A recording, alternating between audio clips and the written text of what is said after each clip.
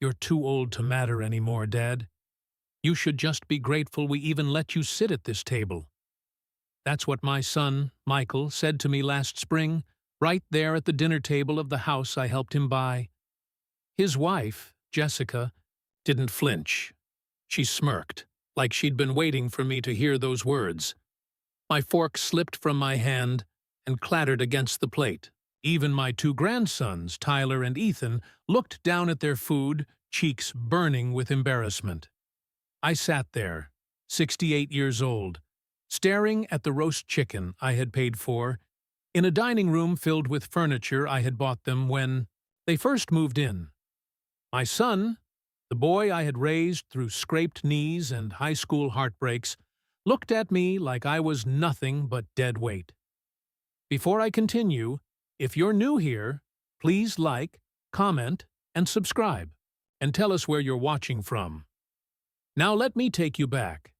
My name's Robert Hensley, born and raised in Muncie, Indiana. For 42 years, I worked at the same machine shop. I started as a grease-covered kid running lathes and ended up foreman before I retired. My back is crooked from years of bending over steel. My hands are scarred from burns and cuts. But I provided. I built a home. I paid off every debt. And I thought I'd bought myself a little respect from the people who shared my blood. My wife, Linda, God rest her soul, passed 10 years ago. Cancer took her fast. And after that, I poured everything into my kids. Michael was always the one I leaned on, my only son, the one I thought would carry my name with pride. When he and Jessica struggled to buy their first home, I signed over part of my retirement savings to help with the down payment. When his business had a rough patch, I mortgaged my truck to float him some cash. And now, here I was, being told I was too old to matter. I swallowed my pride that night, but it burned in my chest. The whole dinner felt like a setup. Jessica kept making snide remarks about how hard it is to support an extra mouth, and Michael laughed along. They acted like I was some stray dog they were forced to feed instead of the man who had handed them the life they were living. I drove home alone to my modest house on the edge of town, the one I had built with Linda. The silence hit harder than the words. I poured myself a glass of bourbon, sat on the back porch, and listened to the spring crickets chirping. Their house, their bills, their car payments, all had my fingerprints on them. Yet, they had the nerve to tell me I didn't matter. I didn't say anything that night. I let Michael feel like he had won, like his words had sunk me into silence. But inside, I felt something shift. I wasn't just humiliated. I was awakened. They thought I was powerless, that I'd die quietly in some nursing home and leave everything to them without question. They had no idea what I still had tucked away. You see, I had more control than they realized, over deeds, accounts, and documents they never bothered to ask about. And for the first time since Linda's passing, I felt a purpose rising in me. The question wasn't whether I would fight back. It was how and when. And as fate would have it, the answer came sooner than anyone expected. The insult at that. Dinner didn't just fade with time. It grew louder in my mind with each passing day. I tried to let it roll off my back, but every time I drove past Michael's house, I felt my chest tighten. The house stood tall, freshly painted. The lawn, neatly cut by some landscaping company. But I couldn't look at it without remembering that half those shingles were nailed up with my money, and every brick in that mortgage had my sweat behind it. A week after that dinner, Michael called me. I thought maybe, just maybe, he was going to apologize. "Dad," he said, clearing his throat. "Jessica and I have been talking. It's getting harder to keep supporting you. Groceries aren't cheap, you know? And maybe it's time you considered Other options. What options? I asked flatly, though my stomach already knew where this was going. He coughed into the phone like he was embarrassed, but there was no shame in his voice when he spoke. There's a retirement home just outside Anderson. We toured it last week. Real nice place. They've got a rec center and everything. It'd be easier on all of us if you just made the move. I gripped the phone so hard I thought it might snap in two. Michael, I'm not going to a home. I built my house with my own hands. I don't need a babysitter. Jessica's voice chimed in from the background, sharp as glass. It's not about what you want, Robert. It's about what makes sense. You can't keep living on your own forever. That was it. My own son, backed by his smug wife, was trying to write me off like an expired coupon. I hung up without saying goodbye. The next Sunday at church, I sat in the back pew like I always did. Pastor Green stopped by after service and put a hand on my shoulder. "You're looking heavy-hearted, Robert," he said gently. "Everything all right at home?" I almost told him right then, but pride held me back. Instead, I just muttered, "Family's complicated, Pastor. Always has been." Truth was, in a small town like Muncie, word travels faster than the wind. By Wednesday, I overheard folks whispering at the diner about how Michael and Jessica were taking care of the old man. It was said with pity, like I was some burden strapped to their backs. It burned me up inside. I wasn't weak. I wasn't helpless. But thanks to Michael's loose tongue and Jessica's gossiping, the whole town thought I was some washed-up has-been waiting for the grave. I decided then I wouldn't sit back and let my own son bury me alive. A few nights later, I drove to the bank downtown. The fluorescent lights buzzed overhead as I walked up to the counter. Young fella named Chris, barely out of college, smiled politely. "Evening, Mr. Hensley. What can I do for you?" "I need to take a look at my accounts," I said. "And I want to make some changes." Chris nodded and pulled up my file. I leaned against the counter, lowering my voice. "Tell me, son, when I go, how easy is it for someone else to get their hands on what's mine?" He looked uneasy, but he answered, "Well, if you've got beneficiaries listed, it goes straight to them. Otherwise, it passes through probate." I smiled faintly. "Good. Then I think it's time I update some paperwork."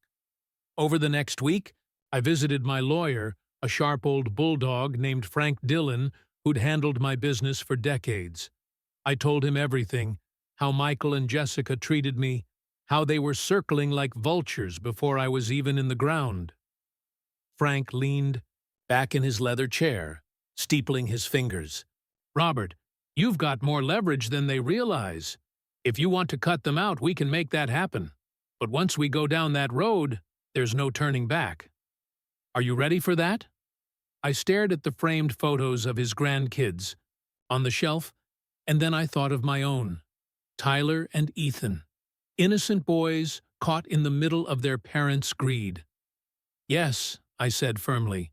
"I'm ready." Frank gave me a thin smile. "Then let's get to work." What I didn't know then was that Michael and Jessica had plans of their own, and they were about to push me further than I ever thought possible. The weeks rolled by, and the tension with Michael only got worse. He stopped calling to check in, except when he wanted something, usually money. Jessica had a way of phrasing it that made my blood boil. "Dad," she said one evening when Michael put her on speakerphone, "the boys need new soccer gear. It's really expensive this year, and, well, you know how tight things are with the mortgage. Since you're not paying for much else, maybe you could step up for your grandsons." I bit my tongue. I had been stepping up for years, but to them it was never enough. "I'll think about it," I said curtly, and hung up before she could guilt me further. That night, I sat at my kitchen table, bills spread out in front of me, with Frank Dillon's papers tucked neatly at the top. The old oak table creaked under the weight of my elbow as I leaned forward and stared at the documents. A new will, updated property deeds, a trust account Michael knew nothing about, had spent my life providing, and in return, my son treated me like a burden. But I wasn't going to leave this world with him thinking he had won. I remembered something Linda used to say whenever the kids acted spoiled. Sometimes the best lesson isn't what you give them, but what you take away. That's when it hit me. My revenge wouldn't be loud or violent. It would be quiet, legal, and absolute. I met Frank again in his office, the smell of old leather and cigar smoke hanging in the air. "Robert," he said, sliding a thick envelope toward me. "This lays it all out. The house, your savings, even that cabin you bought near Brookville Lake. We've transferred everything into a trust. Michael and Jessica aren't listed anywhere. It all goes to your grandsons, with conditions you control."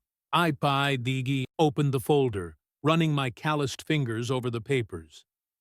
"Conditions?" Frank smirked. "Tyler and Ethan will only get access when they're of age, provided they stay in school, stay out of trouble, and here's the kicker. None of it passes through Michael or Jessica's hands." For the first time in years, I felt a spark of power in my chest. My son thought I was too old to matter. Well, this old man still had teeth. But my plan didn't stop there. I went to the bank again, this time sitting down with Chris in a private room. "I want to restructure my accounts," I told him, "and I want every transfer locked down. No one touches a penny without my say-so." He raised an eyebrow. "Not even family?" "Especially not family," I said, my voice firm. He typed quickly on his computer, nodding. "We can add extra security. PIN codes, signatures, even a password phrase. That way, even if someone tries to use power of attorney down the line, they won't get far." I gave him a grim smile. "Good. Let's do it." Meanwhile, the whispers in town grew louder. Jessica had been running her mouth at the salon, telling anyone who'd listen that I was losing it and probably shouldn't be living alone. At first, I brushed it off, but then an old friend, Bill Harris, cornered me at the hardware store. "Robert," he said, lowering his voice, "you know your son's been talking to people about selling your house, right? Says he's gonna move you out and take over once. You're gone."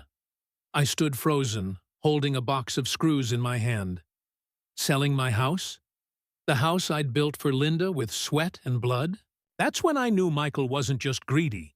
He was plotting my erasure before I was even in the ground. One Sunday, I decided to test him. I invited Michael and Jessica over for dinner. I cooked roast beef, just like Linda used to, the smell filling every corner of the house. When they arrived, they didn't even compliment the meal. They just sat down and started talking about themselves. Halfway through, Michael cleared his throat. "Dad, I've been thinking, you don't really need this house anymore. It's too big for one person. Why don't you sign it over to us?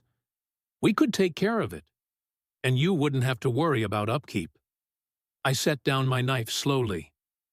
"And where would I go, Michael?" Jessica piped up with a smile that didn't reach her eyes. "The retirement home, of course. You'd be comfortable there, and we'd make sure to visit. Visit. Like I was some inmate in a prison." I didn't argue. I just nodded, as though I was considering it. But inside, I was boiling, and more determined than ever to finish what I'd started. Because soon, the day would come when Michael and Jessica would realize everything they'd counted on was slipping right through their fingers, and when it did, I'd be there to watch their faces crumble. The showdown came sooner than I expected. It started with a phone call from Pastor Green.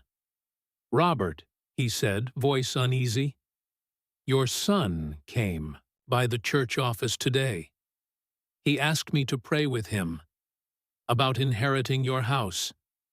Said he was worried you weren't fit to manage things anymore."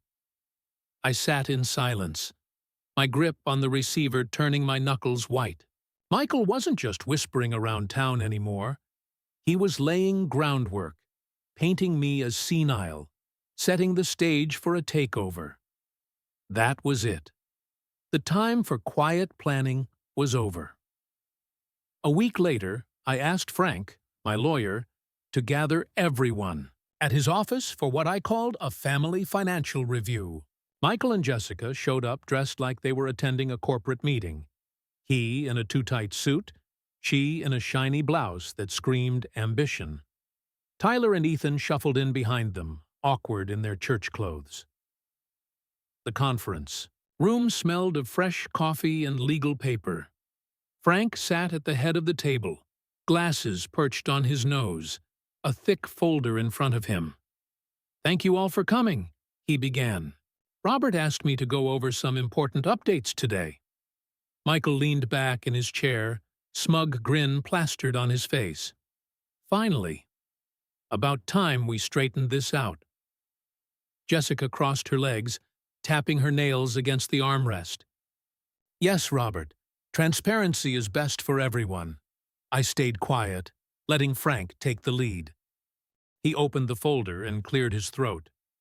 "As of last month, Robert has updated his will, his property deeds, and his financial accounts. Effective immediately, all assets have been placed into a trust." Michael's grin widened. He thought this was his payday. "That's great, Dad. Really responsible of you," Frank continued, his voice steady. "The trust is designed for Robert's grandsons, Tyler and Ethan. They will be the sole beneficiaries. None of the assets will pass through Michael or Jessica." The room went dead silent. Michael blinked like he hadn't heard right. Jessica's jaw dropped. "What?" Michael barked. That doesn't make sense. I'm his son." Frank nodded calmly. "And as his son, Robert has provided for you generously in the past. But going forward, everything he owns will bypass you completely. It's ironclad. You're not entitled to a dime." Jessica shot up from her chair, her face red. "This is outrageous! Robert, you can't do this. After everything we've done for you?" I finally spoke, my voice low but sharp. "Everything you've done for me? Like telling the town I'm losing my mind? Like trying to shove me into a nursing home so you could sell my house? That's not care, that's greed." Michael slammed his fist on the table. "You can't just cut me out. I'm your blood." I leaned forward, meeting his eyes. "Blood doesn't mean a damn thing if there's no respect. You told me I was too old to matter. Well, I matter enough to decide where my hard-earned money goes, and it won't be lining your pockets." Tyler and Ethan looked at each other, wide-eyed. For once, their parents had nothing to say. Jessica tried to recover, her voice dripping with fake sweetness. "Robert, maybe you're not thinking clearly. Maybe Frank pressured you." Frank cut her off. "Ma'am, I've been Robert's attorney for over 30 years. He knows exactly what he's doing. And let me make one thing clear. These documents are legally binding. Any attempt to contest them will be a waste of your time and money." Michael's face turned crimson. He shoved his chair back and pointed at me. "You'll regret this. Old man, you can't just erase me from your life." I stared at him steadily. "I already have." The tension hung in the air as they stormed out, Jessica muttering under her breath about ungrateful parents and lawsuits. But deep down, I knew they had no case. Frank had made sure of it. I stayed behind, sipping the coffee that had gone cold on the table. For the first time in years, I felt light, like I had finally wrestled back control of my own life. But the real satisfaction wasn't just in the paperwork. It was in imagining the moment Michael and Jessica finally realized everything they had been counting on, all the plans they had built around my death, had just crumbled to dust. And soon, the whole town would know the truth. News in a small town travels like wildfire. By the next Sunday, everyone in Muncie knew what had happened at Frank Dillon's office. Folks stopped me after church, some with pity in their eyes, others with admiration.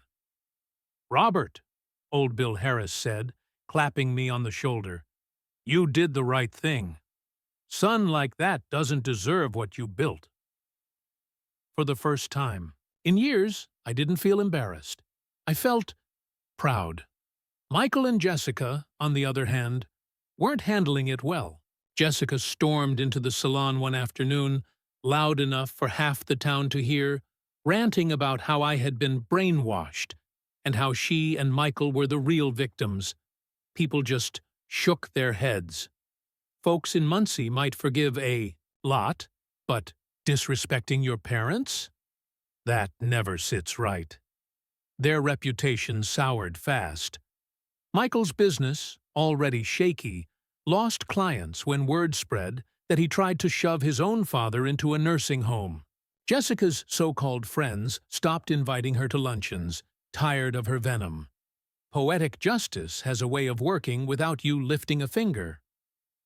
One evening, as I was locking up my house, I saw Tyler and Ethan's bikes leaning against the EV fence. The boys stood there awkwardly, hands in their pockets. "Grandpa," Tyler mumbled, "we heard Mom and Dad fighting about you, about money." I sighed, kneeling down so I could look them in the eyes. "Boys, I need you to understand something. What I did wasn't to hurt your parents. It was to protect you. Someday, when you're older, you'll see that respect matters more than money. And if people don't respect you, they don't deserve your trust." Ethan nodded slowly. "We get it. We like coming here. It feels like home." That nearly broke me. I hugged them both, whispering, "This house will always be yours. Don't forget that." As weeks passed, Michael tried one last desperate move. He showed up at my door, eyes bloodshot, fists clenched. "Dad, please," he said, his voice cracking. "I made a mistake. I shouldn't have said those things. Just give me another chance. Put me back in the will." I studied him for a long time. For a moment, I almost saw the boy I used to tuck into bed, the kid who used to ride his bike down Main Street with scraped knees and a wide grin. But then I remembered the cold words he'd spat at me. "You're too old to matter." Shook my head. "Michael, forgiveness is free. But trust? Trust has to be earned. And you burned it down." His face hardened. Without another word, he turned and walked away. That was the last time he ever stood on my porch. The seasons changed. Summer rolled into fall, and I found myself sitting on the back porch with a cup of coffee, watching the leaves tumble down. The air smelled of wood smoke and damp earth, and for once, my heart was at peace. I wasn't rich by the world's standards, but I had enough.